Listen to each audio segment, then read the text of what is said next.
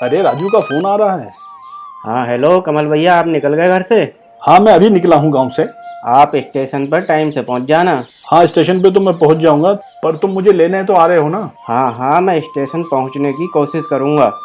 अगर नहीं पहुंच पाया तो मैं आपको मालिक का एड्रेस सेंड करूंगा, आप रिक्शा पकड़कर पहुंच जाना। अरे रिक्शा पकड़कर कैसे पहुंचूंगा? रिक्शे में बैठकर पहुंचूंगा। मैंने आपके काम के लिए बात की है मालकिन से, वो आपको काम पर रख लेंगी। ये तो बहुत अच्छी बात है, हम शाम तक तुम्हारे पास पहुंच जाएंगे। ठीक है भैया, रखता हूँ, प्रणाम।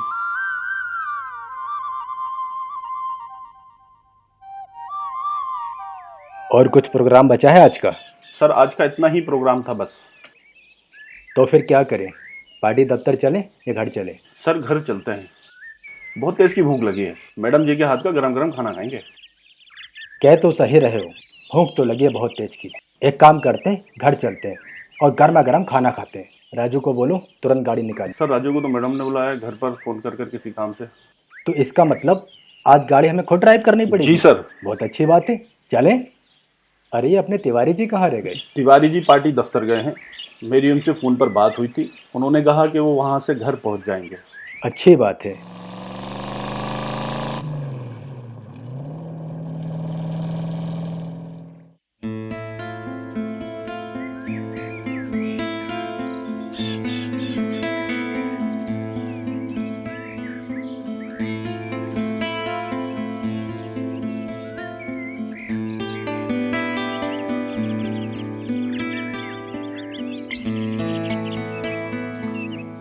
अरे ये तो बहुत बड़ा फार्म हाउस है।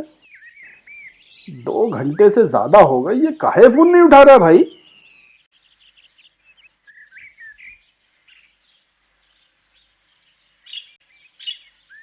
अरे अरे अरे, कहाँ जा रहे हो भाई?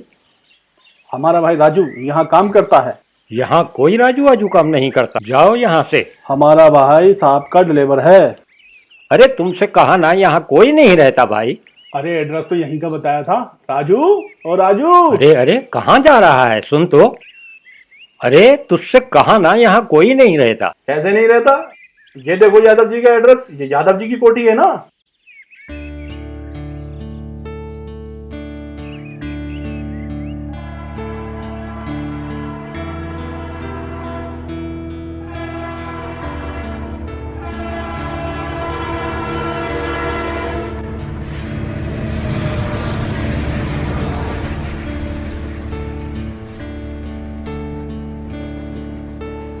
भैया जी खाना लगवा दिया है, चलिए खाना खाते हैं। बोला कुछ अच्छा नहीं लग रहा है।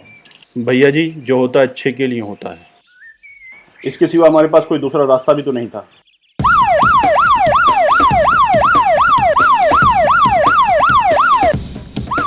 पुलिस? पुलिस क्या कर रही है यहाँ पर? चलिए सर चलकर देखते हैं।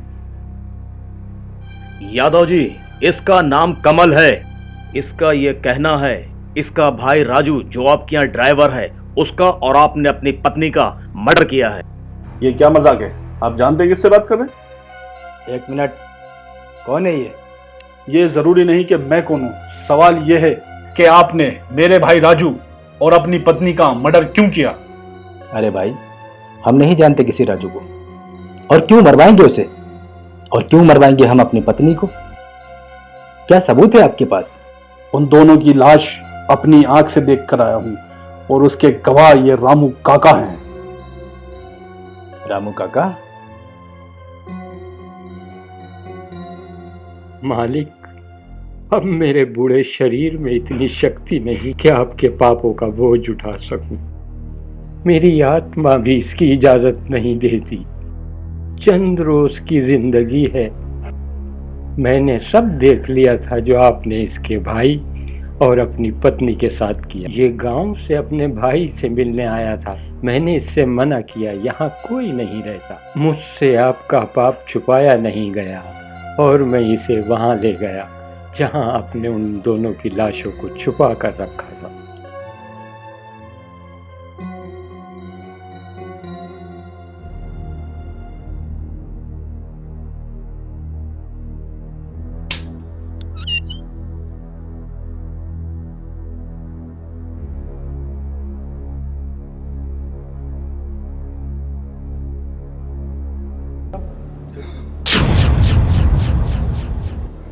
मालिक, पाप करके इंसान कानून से तो बच सकता है, लेकिन भगवान के इंसाफ से नहीं बच सकता। मैंने इसे सब सच बता दिया। मैंने सोचा मैं क्यों आपके पाप का भागीदार बनूं।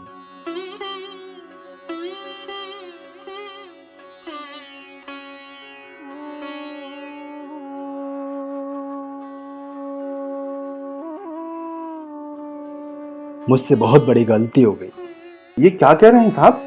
अब छुपाने से कोई फायदा नहीं है भोला।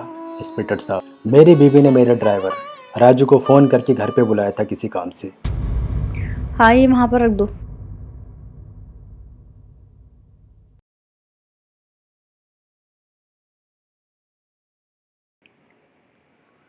और ये तकिए भी सही कर देना।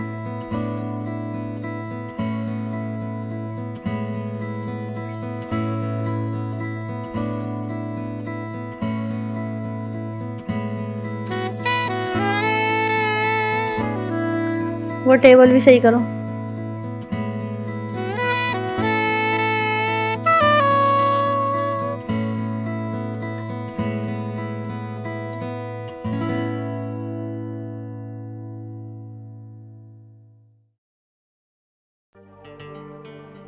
ये क्या कर रही हैं मैडम? वही जो एक लड़का एक लड़की अकेले में करते हैं। मैडम ये गलत है। मैडम, साहब को पता लगा तो वो मुझे जान से मार देंगे। और अगर तूने मेरी बात नहीं मानी तो मैं तुझे जान से मार दूंगी और बोलूंगी तूने मेरे साथ कुछ गलत किया था इसलिए मैंने तुझे मार दिया। सोच लो, फैसला तुम्हारा। मेरी बात मान ले, माला माल कर दूंगी। पर मैडम ये गलत है।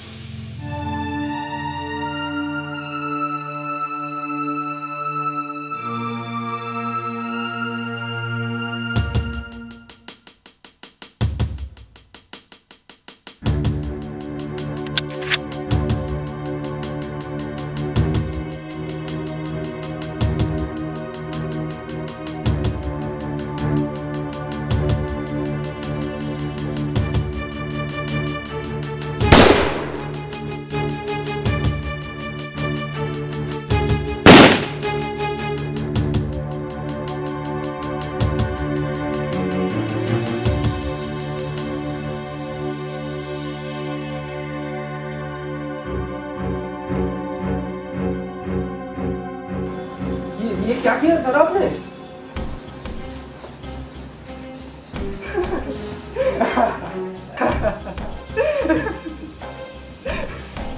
देखा तिवारी तूने? देखा? अरे इसी का नाम औरत है। ये जो पड़ी मेरी बीवी, मेरी पत्नी, और ये मेरा ड्राइवर। आज इसने अपनी हवस की, मेरी इज्जत, मेरी शोहरत, मेरे रसूल तक की परवाह न की। तिवारी, अरे क्यों किया इसने ऐसा? क्यों किया? बोल तिवारी, बोल, क्यों किया इसने ऐसा? इसने दौलत, शोहरत, अरे बंगला, गाड़ी, बैंक बैलेंस, अरे क्या नहीं दिया मैंने इसे, लेकिन इसने फिर भी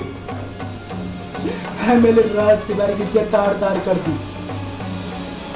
अगर यही बात मीडिया को पता लगे तो हमारी इज्जत का क्या हुआ तिवारी? हम किसी को मुंह दिखाना लायक नहीं रहेंगे तिवारी।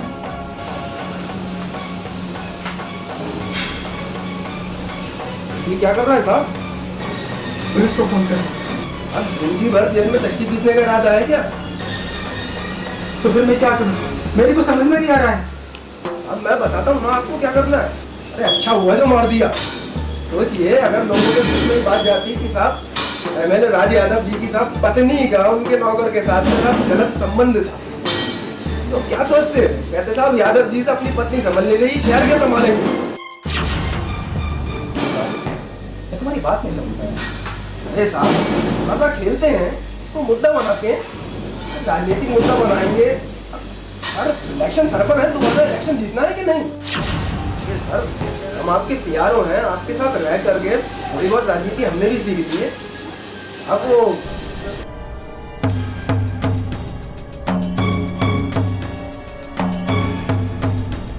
और फिर वो हमारे पाले हुए थाने के लोग तो किस दिन काम में आएंगे?